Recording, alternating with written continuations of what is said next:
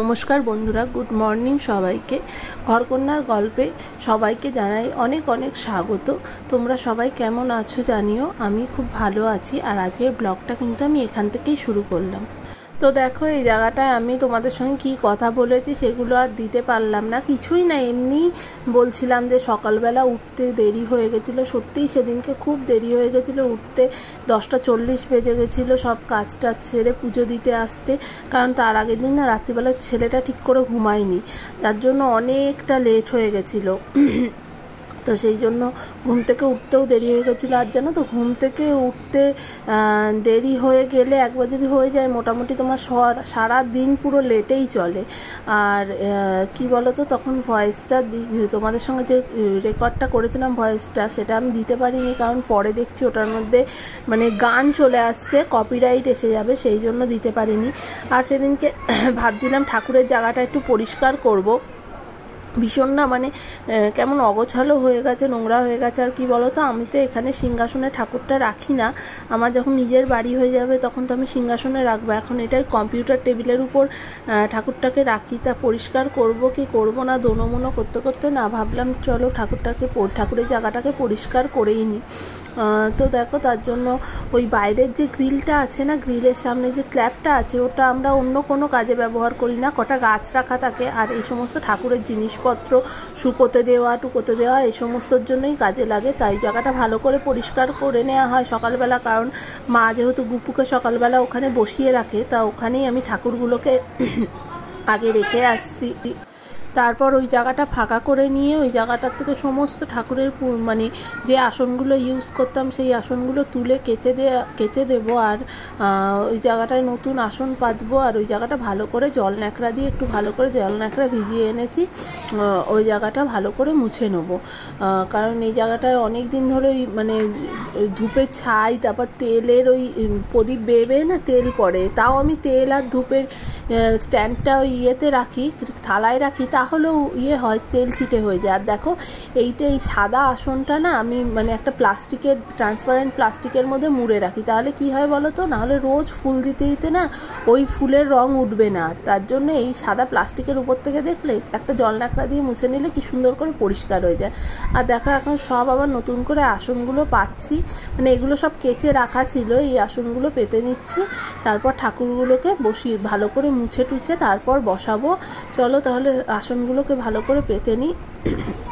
পেতে টেতে নিয়ে তারপর আর দেখো, এই যে গুরুদেবকে বসানোর এই আসনটা আমি আর কিছু পাইনি এখন। এটা একদম নতুন একটা ব্লাউজের পিস। হ্যাঁ, এইটাকেই ভালো করে মুড়িয়ে টুড়িয়ে এটাকেই পেতে নিলাম। দেখো, এখন একদম পুরো আসনগুলো পেতে নিয়েছি। এবার চলো ঠাকুরগুলো পরিষ্কার করে নিই। তো দেখো, একটা প্রথমে শুকনো ন্যাকড়া দিয়ে ভালো করে আমি রাধা গোবিন্দকে মুছে নিচ্ছি। কি বলো তো, এগুলোকে না ওরকম জল দিয়ে ধুতে আমার ভয় লাগে। কারণ এই রাধা গোবিন্দটা আমি চাকলা থেকে কিনেছিলাম, আর এটা কিন্তু আগে ছিল একদম পুরো সাদা ধপধপে। পরে না সাদা কালারটা কেমন নষ্ট হয়ে যাচ্ছিলো। তারপর আমি নিজে হাতেই এই রাধা গোবিন্দকে এরকম কালারিং রং করেছি। তা এখন একদম জলে পুরো একদম ধুতে গেলে যদি রংটা উঠে যায়, সেই ভয়ে আমি এরকম একটু প্রথমে শুকনো ন্যাকড়া দিয়ে মুছে নিয়ে তারপর কিন্তু গঙ্গা জল দিয়ে ধুয়ে নিলাম। মানে ধুয়ে বলতে আর কি ওই আর কি মানে মুছে নিলাম উপর থেকে গঙ্গা জল দিয়ে। দেখো, বজরংবলীটাকেও আমি সেমভাবেই করে নিচ্ছি, কারণ এগুলো খুব একটা নোংরা হয় না। মানে প্রায় প্রতিদিনই মোছা পড়ে, তো ওই যেটুকুনি নোংরা হয়েছে আমি সেটুকুনিকে ঠিকঠাক করে মুছে নিলাম।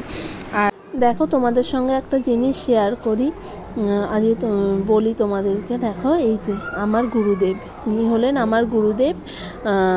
উনি হলেন শ্রীমৎ স্বামী দিব্যানন্দজি মহারাজ। আমি বেলুড় মঠের থেকে দীক্ষিত। মানে বেলুড় মঠ বলতে মানে বেলুড় মঠের আন্ডারেই কাশীপুর উদ্যানবাটি সবাই তো তোমরা চেনো।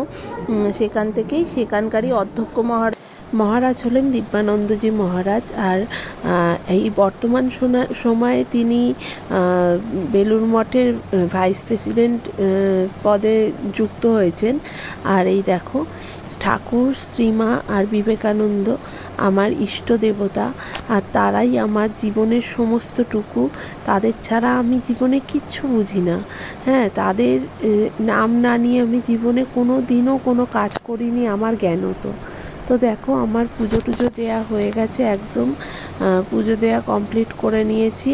আর দেখো তো গুপুকে কেমন লাগছে তোমরা সবাই কিন্তু আমাকে জানিও। তোমরা একটু কমেন্ট করো না গো, তোমরা কমেন্ট করলে তোমাদের কমেন্টগুলো দেখতে আমার খুব ভালো লাগে। বিশ্বাস করো, তোমরা যদি কমেন্ট করে আমাকে আমার ভুলগুলোও ধরিয়ে দাও তাহলে আমি সেগুলোর পরিবর্তন করার চেষ্টা করব। আর আজকের এই ভিডিওটা না আমি মানে তার পরের দিন দিতে পারিনি, আমি তার পরের দিন দিয়েছি, মানে একদিন বাদে, কারণ আমার এডিট করা হয়নি, করে ওঠা হয়নি। আর দেখো এইদিকে এই যে পাপানকে চুল কাটাতে বসিয়েছি, দেখো কেমন ফোন দেখছে আর চুল কাটবে। আর এত সুন্দর বসে বসে চুলগুলো কাটবে না কি বলবো। ও এর আগে একবার 18 মাসে ন্যাড়া হয়েছে, তারপরে কিন্তু আর ন্যাড়া টেরা মানে তারপর আর ও চুলই কাটেনি। এই ফার্স্ট টাইম ওকে চুল কাটিং করানো হচ্ছে। তো দেখো আমাদের পাড়ার এই শিশিরদা, ও খুব ভালো চুল কাটে, ওর কাছ থেকেই কিন্তু আমি পাপানের বলো আমাদের বাড়ির সব বাচ্চাদের চুল কাটাই। আর দেখো এখানে ওকে বলেছে শিশিরদা যে তুই চোখ বন্ধ করে বসে থাক, আর ও কিন্তু সুন্দর দেখো চোখ বন্ধ করে বসে আছে, আর চোখ খুলছে না। এই এখন চোখ খুলতে বললো তাই চোখ খুলছে। হ্যাঁ, ওকে এত সুন্দর করে বসে বসে চুলটা কেটেছে না, খুব ভালো লেগেছে আমার। যে বাচ্চাটা এত শান্ত হয়ে চুল কাটে, ও তো এমনি সময় কত দুরন্তপনা করে, কিন্তু চুল কাটার সময় কিন্তু চুপ করে বসেছিল।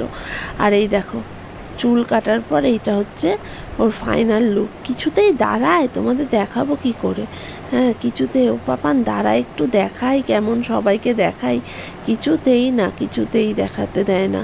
আরে দেখো এখন এই যে চুল টুল কাটা হয়ে গেছে, এই চুলে এই জায়গাটায় পুরো না একদম চুলগুলো ছড়িয়ে ছিটিয়ে আছে, ওগুলোকে একটু ঝাড় দিয়ে আর বাড়িতে সবাই বলল যে না এখন ভর দুপুরবেলা ছেলের চুলগুলো ঝাড় দিয়ে বাইরে ফেলিস না, এখন একটা প্লাস্টিকে করে রেখে দে, তুলে কুড়িয়ে পরে ফেলে দেওয়া হবে এখন।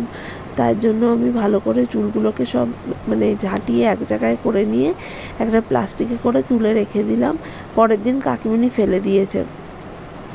তো দেখো এই যে প্লাস্টিকে করে তুলছি, আর এই ঘরদোর না খুব চুল হয়ে যায়, মানে এই চুল কাটলে এত চুল মানে কুচো কুচো চুল বেরা, ওর চুলগুলো তো এমনিই ছোট। তো দেখো এই তুলে নিচ্ছি। আর কি বলো তো, সত্যি কথা বলতে আজকে আর বেশি খুব একটা ভিডিও করিনি। এই তারপর দেখো ও স্নান করে চলে এসছে, আর ওকে এখন মুছিয়ে টুচিয়ে দিচ্ছি। আর ফোন দেখেই বলছে মাম্মা হাম্বা দেখবো, মানে ও আমাকে ভিডিও করতে দেবে না, তখন হাম্বা দেখবে। এই দেখো চুল আঁচড়ে দিচ্ছি, 1 সেকেন্ডও চুপচাপ আছে, দেখো কি করে যাচ্ছে। আর ওদিকে সবাই বারবার আসছে, ও চুল কেটেছে তো কেমন লাগছে, সবাই দেখতে আসছে, সবাই বলছে দেখি চুল কেটে তোকে কেমন লাগছে। এই যে এখন কাজল পরিয়ে দিচ্ছি, কাজলের টিপ। এই কাজলের টিপটা ছাড়া যেন বাচ্চাদের একেবারে কেমন যেন মানে ন্যাড়া লাগে, কাজলের টিপটা না পরালে ভালোই লাগে না। তো দেখো এই যে সন্ধেবেলা এবার চা খেতে বসে গেছি, আর জানলা দিয়ে একজন আমার সঙ্গে কথা বলছিল, তার সঙ্গে কথা বলছিলাম। তো এরপর আমি গেছিলাম গোলঘরে, মা আর পাপা মানে আমরা 3 জন মিলে গেছিলাম, কিন্তু এই গরমে না আর কোনো ভিডিও করিনি, ভাল লাগছিল না, এখানেই ভিডিওটা শেষ করে দিয়েছি। তো তোমাদের ভিডিওটা ভাল লাগলে অবশ্যই চ্যানেলটাকে